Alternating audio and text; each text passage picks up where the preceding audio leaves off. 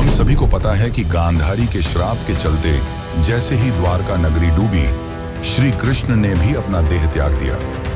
पर क्या आपने कभी सोचा है कि श्री कृष्ण की प्रिय, उनके दिल के सबसे करीब राधा रानी की मृत्यु कैसे हुई? आखिर उनकी अंतिम इच्छा क्या थी और उन्होंने श्री कृष्ण से ऐसा क्या मांग डाला जो आज भी चर्चा का विषय है? ये एक ऐसी प्रेम कहानी है जो समय से भी परे है। ये वो बंधन है जो तन से नहीं, आत्माओं से जुड़ा हुआ है। तो दोस्तों, आज हम जानेंगे राधा रानी की मृत्यु का असली रहस्य और उनकी अंतिम इच्छा की अनसुनी मगर रोचक कथा जो आपको हैरान कर देगी। आज की वीडियो अत्यंत ही ज्ञानपूर्वक और प्रेरणादायक है, इसलिए इस कथा और इस रहस्य को समझने के लिए वीडियो को पूरा जरूर देखें, क्योंकि इस कथा को पूरा सुनने से आपका जीवन सफल हो जाएगा। तो चलिए इस रहस्यमयी कथा को शुरू करते हैं। लेकिन उससे पहले अगर आप चैनल पर नए हैं तो वीडियो को लाइक करके चैनल को सब्सक्राइब जरूर कर लें और कमेंट में लिखें राधे राधे। बरसाने की वह पुरानी पगडंडियां जहां पर कभी श्री कृष्ण अपनी लीलाएं किया करते थे, आज भी वहां एक गूंज बाकी थी, प्रेम की, हंसी की, बांसुरी की और उस दुख की जिसने युगों से प्रेमियों को जिंदा रखा है। पर इस कहानी की शुरुआत न तो बरसाने की उन गलियों से होती है और न ही वृंदावन से। इस कथा की शुरुआत होती है एक कुंज से, जहां वृद्धा हो चुकी राधा अपने अंतिम समय की प्रतीक्षा कर रही थी। अब वो पुरानी वाली राधा नहीं रही, अब वो वृद्धा हो चुकी थी। उनका शरीर झुक चुका था, लेकिन आज भी उनका हृदय उसी किशोरी राधा का था जो केवल श्री कृष्ण के लिए धड़कता था। उनके चेहरे पर झुर्रियां आ चुकी थीं, लेकिन आज भी जब कोई बांसुरी बजाता तो उनके चेहरे पर रौनक आ जाती, एक हंसी सी छा जाती, मानो पुरानी यादें ताजा हो गई हों। कृष्ण जब मथुरा छोड़कर चले गए, तब उनके वियोग में राधा ने न तो किसी से विवाह किया और न ही कहीं आश्रय लिया। वे अकेली ही वृंदावन के एक एकांत कुंज में रहने लगी। उनका दिनचर्या हर दिन सामान्य रहता था। वे सूर्योदय के साथ उठती और यमुना के तट पर जाकर जल अर्पण करती, जिसके पश्चात वे वापस कुटिया में लौट जाती और दिन भर श्री कृष्ण के आने का इंतजार करती, मानो उन्हें पूरा विश्वास हो कि श्री कृष्ण एक दिन उनसे मिलने जरूर आएंगे। गांव वाले राधा को साध्वी समझते थे। उन्हें उनके बारे में कुछ नहीं पता था। वे नहीं जानते थे कि वह कौन है और कहां से आई हैं, पर सभी को यह बात पता थी कि वह जो भी हो, वह अपना सब कुछ केवल और केवल श्री कृष्ण को मानती है। एक दिन राधा अपने दैनिक दिनचर्या के तहत यमुना के तट पर जल अर्पण कर रही थी। तभी उन्होंने अचानक आसमान की ओर देखा। हवा में सन्नाटा सा छा गया और उनके हृदय में एक कंपी सी दौड़ गई, मानो पूरा ब्रह्मांड उन्हें कुछ कहना चाह रहा हो। और उसी दिन शाम को वे अपनी कुटिया के बाहर तुलसी के पौधे के पास बैठ गईं और उन्हें प्रणाम करते हुए कहा कि अब मेरे जाने का समय आ गया है, पर मैं यूं ही नहीं जाऊंगी। मैं तब तक नहीं जाऊंगी जब तक स्वयं श्री कृष्ण मुझे विदा न कर दें। राधा ने कहा कि मैं अपना देह तभी त्यागूंगी जब श्री कृष्ण अपने साक्षात रूप में मेरे सामने आएंगे और प्रेम से मेरा नाम पुकारेंगे, राधे। उनकी यह इच्छा सुनकर गांव वाले चौंक गए और सोच में पड़ गए कि आखिर इतने बड़े राजा इस वृद्ध महिला से मिलने क्यों आएंगे। पर किसी ने भी राधा की भक्ति पर संदेह नहीं किया, क्योंकि उन्होंने जीवन भर सिर्फ प्रेम की परिभाषा को जिया था। उनके मन में श्री कृष्ण का अद्भुत प्रेम था और दूसरी तरफ द्वारका में बैठे श्री कृष्ण, जिनके पास सब कुछ था, पर फिर भी उनका दिल आज सूनापन झेल रहा था। कहते हैं ना कि सब कुछ पाकर भी आदमी के पास कुछ नहीं होता। आज श्री कृष्ण की हालत भी वैसी ही थी, लेकिन उन्हें अब अंदर से एक खिंचाव सा महसूस हो रहा था। उन्होंने अपनी आंखें बंद की और राधा की पुकार उनके कानों में गूंज पड़ी। इस पल श्री कृष्ण की आंखों में आंसू थे, पर हृदय में सुकून।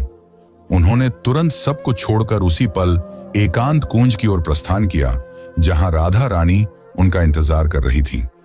जब श्री कृष्ण वहां पहुंचे तो राधा कुटिया के बाहर तुलसी के पेड़ के पास बैठी हुई थी। उनकी आंखें बंद थीं और वे ध्यान में लीन थीं। कृष्ण ने धीरे से कहा, राधे। यह शब्द सुनकर राधा की आंखें खुली और उनके चेहरे पर एक चमक छा गई। उनकी आंखों में वह प्रेम था जो न कहा जा सकता था और न ही छुपाया जा सकता था। राधा मुस्कुराई और श्री कृष्ण से कहा, प्रभु, अब मेरे जाने का समय आ गया है। अब मेरी आत्मा केवल विश्राम चाहती है। यह सुनकर श्री कृष्ण ने राधा का हाथ थाम लिया। अब राधा की सांसें धीरे धीरे धीमी होने लगी और उन्होंने वहीं तुलसी के पेड़ के नीचे अपने प्राण त्याग दिए। किंतु यह अंत नहीं था। इसी पल वह रहस्य ने जन्म लिया जिसे सुनकर आप चौंक जाएंगे। राधा की आत्मा को तो मोक्ष मिल गया, पर उनके आखिरी शब्द अब भी श्री कृष्ण के कानों में गूंज रहे थे। राधा ने अपने अंतिम पलों में कहा था, प्रभु, जब इस धरती से प्रेम का अर्थ मिटने लगेगा तब मैं फिर लौटूंगी। मुझे फिर जन्म लेना होगा, क्योंकि प्रेम जीवन का प्रमुख हिस्सा है और उसे मिटने नहीं दिया जा सकता। जहां राधा ने अपनी देह त्यागी थी, वहां एक नया पौधा उगाया जो तुलसी से भी अधिक उज्जवल था, मानो कोई स्वर्गीय पौधा हो। गांव के लोग उसे राधा वृक्ष के नाम से पुकारने लगे और वहां पूजा पाठ करने लगे। पर किसी को नहीं पता था कि उस पौधे के नीचे एक रहस्य पल रहा था। वह रहस्य था राधा के पुनर्जन्म का, जो आपको चकित कर देगा। कई युग बीतने के बाद जब प्रेम का मूल्य घटने लगा और लोग सिर्फ वासना में डूबने लगे, तब बरसाने से कुछ दूर एक साधारण किसान के घर में एक कन्या का जन्म हुआ। उसका नाम ललिता रखा गया। पर यह कोई साधारण कन्या नहीं थी। वह बिना किसी के सिखाए ही बांसुरी की मधुर धुन बजा लेती थी। उसकी बांसुरी की आवाज सुनते ही पेड़ों के पत्ते हिलने लगते और पक्षी झूम उठते। गांव के लोग कहने लगे कि यह कोई साधारण लड़की नहीं, बल्कि किसी देवी का अवतार है। वे कहते कि इसे देखकर राधा की याद आ जाती है। ललिता जब 7 साल की हुई तो एक दिन वह यमुना के किनारे बैठी थी। उसी वक्त एक संत वहां से गुजरे। उन्होंने ललिता को देखा और जब उसकी आंखों में झांका तो वे मंत्रमुग्ध हो गए। उन्होंने कहा, वही आंखें, वही चंचल मुस्कान, राधा तुम लौट आई। ललिता को अक्सर सपने में एक सुंदर श्याम वर्ण पुरुष दिखाई देता, जो कोई और नहीं बल्कि श्री कृष्ण ही थे। वे कुछ नहीं बोलते, बस बांसुरी बजाते रहते। उस बांसुरी की धुन ललिता के दिल को छू जाती। एक दिन ललिता ने अपनी मां से पूछा, मां, ये प्रेम क्या होता है? मां ने जवाब दिया, तू अभी बच्ची है, तुझे प्रेम का क्या पता। ललिता चुप हो गई, लेकिन उसकी आंखों में एक पुराना दर्द था, मानो उसने यह सवाल पहले भी किसी और जन्म में पूछा हो। जब ललिता 13 साल की हो गई तो एक दिन वह यमुना तट के पास बैठकर बांसुरी बजा रही थी कि तभी अचानक उसकी बांसुरी से अलग धुन निकलने लगी। वही धुन जो श्री कृष्ण उनके सपनों में आकर बजाया करते थे।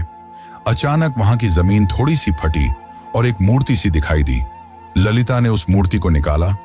वह मूर्ति एक स्त्री की थी जिसने बांसुरी पकड़ी हुई थी। जैसे ही ललिता ने उस मूर्ति को अपने हाथ में उठाया, उस मूर्ति से एक दिव्य आवाज निकली जिसने कहा, तुम लौट आई राधे। ललिता चौंक गई। आखिर यह कौन थी और क्यों उसका नाम राधे पुकारा जा रहा था? तो चलिए जानते अब आगे की कथा, जो और भी रोमांचक और रहस्यमयी है।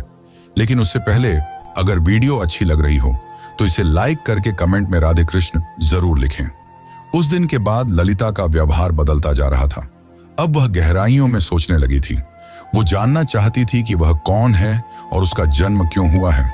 आखिर क्यों उसे प्रेम और कृष्ण जैसे शब्द इतना आकर्षित करते हैं। उसी दौरान एक संत हिमालय से कई वर्षों की तपस्या कर बरसाने लौट रहे थे। जब उन्होंने ललिता को देखा तो वे स्तंभ रह गए। वह बोले, युगों पहले मैंने यही आंखें राधा की देखी थी। कन्या, तुम इस युग की नहीं हो। तुम्हारा जन्म किसी उद्देश्य से हुआ है। ललिता ने पूछा, कौन सा उद्देश्य? तब उस तपस्वी संत ने अपनी आंखें बंद कर जवाब दिया, अभी के युग में प्रेम केवल एक शब्द बनकर रह गया है। तुम्हें उसे फिर से जीवन बनाना है। अब बरसाने की गलियों में एक नई कथा जन्म लेने वाली थी। दरअसल यह कथा नई नहीं बल्कि पुरानी थी, राधा के पुनर्जन्म की कथा। अब ललिता किशोर अवस्था में पहुंच चुकी थी। अब उनके मन में विचित्र सी बेचैनी थी, मानो कोई उन्हें पुकार रहा हो। रातों में ललिता यमुना के तट पर अकेले बैठती और उस अज्ञात पुरुष की कल्पना करती जो उन्हें सपनों में दिखाई दिया करते थे। एक दिन ललिता ने अपनी मां से पूछा, मां, क्या प्रेम बिना कहे भी हो सकता है? तब उनकी मां ने जवाब दिया, बेटी, सच्चा प्रेम तो वही होता है जो कुछ कहे बिना ही हो जाए। पर ललिता तो कुछ और ही सोच रही थी। उसका हृदय उस व्यक्ति के लिए धड़क रहा था जिससे वो कभी मिली भी नहीं थी। एक दिन उस स्वामी ने ललिता को अपने आश्रम में बुलाया और कहा, राधे, अब समय आ गया है।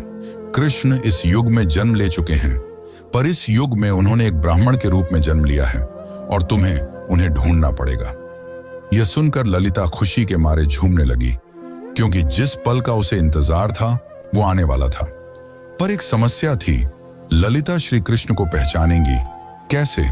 तब उस संत ने कहा, जब वे तुम्हारे सामने आएंगे तो तुम खुद ही उसे पहचान लोगी, पर ध्यान रखना, इस बार परीक्षा और भी ज्यादा कठिन होगी, क्योंकि अब युग बदल चुका है। अब तुम्हारा प्रेम व्यक्तिगत नहीं रहा, बल्कि अब तुम्हें लोगों और समाज का सामना करते हुए पूरे संसार को प्रेम का अर्थ समझाना होगा। अब श्री कृष्ण पुनर्जन्म ले चुके थे और एक नव युवक साधु के रूप में थे, जिनका नाम अनंतानंद था, जो लोगों को उपदेश दिया करते थे। पर कोई नहीं जानता था कि असल में अनंतानंद हैं कौन। वे जब प्रवचन देते तो प्रेम की ऐसी वाणी बोलते कि लोग रो पड़ते थे। वे कहते थे, प्रेम केवल शरीर का नहीं बल्कि आत्मा का संबंध है। प्रेम का अर्थ ही है त्याग और समर्पण। पर अंदर से वे भी अधूरा सा महसूस करते थे। वे भी हर रात यमुना के तट पर जाकर बैठ जाते और उस अज्ञात स्त्री के स्वप्न में खो जाते। अब एक दिन संत के आदेशानुसार ललिता अपने माता पिता को प्रणाम कर अकेले ही अपने उस अज्ञात प्रेम की तलाश में निकल पड़ी। उनके हाथ में केवल एक छोटी सी बांसुरी थी और मन में दृढ़ निश्चय। वे गांव-गांव घूमती, कभी कथा सुनती तो कभी कई साधुओं से मिलती, इस उम्मीद में कि उसे उसका प्रेम मिल जाए। पर किसी साधु में वह तेज नहीं था जिसकी तलाश ललिता को थी। एक दिन उसे एक वृद्ध महिला मिली, जिसने उससे पूछा, बेटी, तुम इधर उधर क्यों भटक रही हो? तब ललिता ने कहा, मुझे किसी की तलाश है। उस वृद्ध महिला ने ललिता में राधा सा तेज देखा और उसे सुझाव दिया, बेटी, तुम अपनी यह बांसुरी बजाओ। जो तुम्हारे लिए बना होगा वह स्वयं ही धुन सुनकर तुम्हारे पास खींचा चला आएगा। जिसके पश्चात ललिता ने ऊंची पहाड़ी पर चढ़कर अपनी बांसुरी बजाई और ठीक उसी पल उसे कई मील दूर अनंतानंद की आंखें भर आईं। ललिता अब तक 8 गांव पार कर चुकी थी। हर गांव में वह अपनी बांसुरी बजाती, मगर अब तक उसे वह नहीं मिल पाया था जिसकी उसे तलाश थी। ललिता को अनंतानंद के आसपास होने का एहसास होता, मगर वह उसे ढूंढ नहीं पा रही थी। अब वह थक चुकी थी, जिसके बाद उसने प्रण लिया कि यदि अगली पूर्णिमा की रात तक उसे वह नहीं मिला तो वह यमुना में कूदकर अपनी जान दे देगी। उस दिन आखिरी बार ललिता ने बांसुरी बजाई। उसकी धुन वैसी ही थी जो किसी को अंदर तक भिगो दे। उसी पल हिमालय में बैठे अनंतानंद को वह ध्वनि सुनाई दी। उसे वह ध्वनि काफी प्रभावी लगी, मानो उसने कई वर्षों बाद वही ध्वनि सुनी हो जो उसे पुकार रही हो। अनंतानंद ने तुरंत ही हिमालय छोड़ दिया। ठीक उसी रात ललिता को फिर से स्वप्न आया, पर इस बार स्वप्न काफी अलग था। इस बार श्री कृष्ण और राधा यमुना के तट पर बैठे थे और राधा श्री कृष्ण से पूछ रही थी, प्रभु, क्या इस बार भी मेरी प्रेम कहानी अधूरी रह जाएगी? कृष्ण ने कहा, नहीं राधे, इस बार संसार को तुम्हारे प्रेम की पूर्णता दिखाई देगी। इतना कहते ही ललिता का स्वप्न टूट गया। ललिता के मन में एक नई उम्मीद जाग उठी थी। अब वह उस जगह पहुंची जहां अनंतानंद पहुंचने वाले थे, वृंदाधाम। यह कोई आम स्थान नहीं थी। कहते हैं कि इसी स्थान पर राधा ने कृष्ण को आखिरी बार देखा था और एक शिला को छूकर प्रण लिया था कि जब तक उसकी प्रेम कहानी पूर्ण नहीं हो जाती वह लौटती रहेगी। उस समय वृंदाधाम में एक कथा हो रही थी और उस कथा के वाचक कोई और नहीं बल्कि स्वयं अनंतानंद थे। ललिता बहुत दूर खड़ी थी और उनके चेहरे को भी नहीं पहचानती थी, परंतु उनकी वाणी में कुछ ऐसा था जिसने उसके हृदय को प्रभावित कर दिया। उस दिन अनंतानंद प्रेम की परिभाषा समझा रहे थे। प्रेम वह नहीं जो आपके पास होता है और आपके साथ जीता है। प्रेम तो वह है जो दूर होकर भी पास होता है। वे यह सब बता ही रहे थे कि उनकी आंखें ललिता से टकराईं। दोनों एक पल के लिए स्तंभ रह गए, मानो पूरी दुनिया ही रुक गई हो। अनंतानंद ने तुरंत ही प्रवचन छोड़ दिया और ललिता के पास दौड़े चले आए। तब ललिता ने अनंतानंद से धीरे से पूछा, क्या आज भी आपको मेरी आवाज सुनाई देती है? अनंतानंद ने उसकी आंखों में देखा और प्रेम से कहा, राधे, तुम आ गई। पल काफी मनमोहक था। पूरा संसार थमा हुआ था, लेकिन यह अंत नहीं था। असली कहानी तो अब शुरू होने वाली थी। अचानक मौसम खराब होने लगा और बादल काले पड़ गए, और तभी वहां एक साधु कुरंगनाथ प्रकट हुए, जो नहीं चाहते थे कि राधा और कृष्ण फिर से मिलें, क्योंकि उसे ऐसा लगता था कि अगर राधा और कृष्ण फिर से मिल गए तो प्रेम को धर्म से ऊपर का स्थान मिल जाएगा, जो कि समाज की जड़ता को तोड़ डालेगा। कुरंगनाथ ने कहा, तुम्हारा प्रेम आज के युग के नियमों के विरुद्ध है। आज का समाज न तो इस प्रेम को समझेगा और न ही सहन कर पाएगा। तब अनंतानंद ने कहा, प्रेम समाज का मिलन नहीं बल्कि दो आत्माओं का मिलन है। तब कुरंगनाथ ने कहा, तो फिर अब तैयार हो जाओ अंतिम परीक्षा के लिए। कुरंगनाथ ने कहा कि यदि तुम्हारा प्रेम सच्चा है तो अगली पूर्णिमा की रात तक ललिता अपनी आंखों पर पट्टी बांध लेगी और वह बिना देखे और बिना सुने तुम्हें ढूंढ निकालेगी। यदि वह इसमें असफल हो जाती है तो दोनों को फिर से युगों युगों के लिए बिछड़ना होगा। अनंतानंद यह सुनकर मौन रह गए, पर ललिता ने बड़े ही प्रेम पूर्वक और शक्ति से कहा, मुझे आपकी यह शर्त मंजूर है। पूर्णिमा की रात पास आ रही थी। यह परीक्षा ललिता के लिए केवल एक शर्त नहीं थी, बल्कि उसके प्रेम और संयम की लड़ाई थी। वह खुद भी यह जानना चाहती थी कि क्या बिना देखे सिर्फ मन और आत्मा से प्रेम किया जा सकता है या नहीं। अब उसने अपने नेत्रों पर पट्टी बांध ली और कसम खाई कि वह अब किसी को नहीं देखेगी जब तक उसकी आत्मा उसे स्वयं श्री कृष्ण को न दिखा दे। लोगों ने जब उसे ऐसा करते देखा तो वे उसका मजाक उड़ाने लगे कि आजकल की कन्याओं को तो सिर्फ नाटक करना आता है। लेकिन कुछ ऐसे भी थे जिन्होंने उसके इस प्रयास की तारीफ की और उसे हिम्मत दी और बोले, हे राधे, तुम इस युग में जरूर प्रेम को जीत दिलाओगी। उधर दूसरी ओर अनंतानंद एक सुनसान गुफा में ध्यान मग्न बैठे थे। वे केवल एक ही शब्द दोहरा रहे थे, राधे। वे न कुछ खा रहे थे न पी रहे थे। उनके शिष्य इस दृश्य को देखकर घबरा गए और बोले, गुरुदेव, यदि ऐसे ही चलता रहा तो आप जीवित नहीं बचेंगे। तब अनंतानंद ने मुस्कुराते हुए उत्तर दिया, मेरे प्राण तो केवल राधे में बसते हैं। इतना कहकर उन्होंने अपने शिष्यों को आदेश दिया कि यदि ललिता उनके बारे में पूछे तो उसे न उनका चेहरा बताया जाए, न ही उस स्थान का पता दिया जाए जहां वे ध्यान कर रहे हैं। वे भी जानना चाहते थे कि क्या इस युग में भी राधा केवल अपनी आत्मा की पुकार से उन्हें ढूंढ पाएगी। इधर ललिता अपनी आंखों पर पट्टी बांधे गांव-गांव भटक रही थी। वह अनेक साधुओं से मिलती और पूछती, क्या आप अनंतानंद हैं? पर उसे कुछ हासिल नहीं हो रहा था। कुछ साधुओं ने तो यहां तक झूठ बोलने की कोशिश की कि मैं ही अनंतानंद हूं, पर ललिता का हृदय उन्हें पहचान जाता। उनकी आवाज में वह माधुर्य नहीं था, न ही वह तेज था जो केवल आत्मा से पहचाना जा सकता था। एक बार एक साधु उनके पास आया जिसमें गजब का तेज था और जिसकी वाणी अत्यंत मधुर थी। उसने ललिता से कहा, मैं ही अनंतानंद हूं। यह सुनकर ललिता एक पल के लिए डगमगा गई, पर तुरंत ही उसे एहसास हो गया और उसने उस साधु से कहा, आप में तेज तो काफी है, पर आप वह आत्मा नहीं है जिसकी मुझे तलाश है। उसी क्षण उस साधु ने अपना भेष बदल लिया। दरअसल वह कुरंगनाथ ही था जिसने भ्रम फैलाने के लिए ऐसा किया था। अब कुरंगनाथ ने क्रोध में कहा, तू अब तक नहीं टूटी? आखिर किस प्रेम की बात करती है तू? इतना सुनकर ललिता ने कहा, मेरा प्रेम इस युग के बंधनों से मुक्त है, जिसे शब्दों में समझाना असंभव है। इतना सुनकर कुरंगनाथ वहां से चला गया। अब ललिता उस गुफा के पास पहुंच चुकी थी जहां अनंतानंद ध्यान मग्न थे। ललिता धीरे धीरे गुफा के अंदर गई और अंत में उसे वहां किसी के होने का आभास हुआ, जिससे दिव्य तेज निकल रहा था। ललिता ने उन्हें पहचान लिया और उनके पास जाकर अपनी बांसुरी उनके पैरों में रख दी और कहा, मैं आपको देख नहीं सकती, पर मेरा हृदय काफी जोर से धड़क रहा है। क्या आप वही हैं जिनकी मुझे तलाश है? अनंतानंद ने बांसुरी उठाई और उसे बजाया, वही धुन जो ललिता को यमुना तट और अपने सपनों में सुनाई देती थी। फिर अनंतानंद ने उसकी पट्टी खोली और कहा, राधे, इस बार भी तुमने मुझे तन से नहीं, केवल अपने मन और आत्मा से पहचान लिया। वे दोनों रो पड़े। उनकी आंखों में कई सालों की थकान थी जो अब मिट रही थी।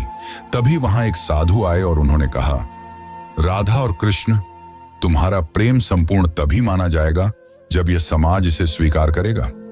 जब इस समाज के सामने तुम्हारा प्रेम सत्य और पवित्र सिद्ध हो जाएगा, तभी तुम्हारा मिलन सफल होगा। राधा ने कहा, प्रेम तो किसी समाज के बंधन से मुक्त होता है उसे किसी के प्रमाण की जरूरत नहीं। लेकिन तभी अनंतानंद ने उसे समझाते हुए कहा, राधे, अब युग बदल गया है।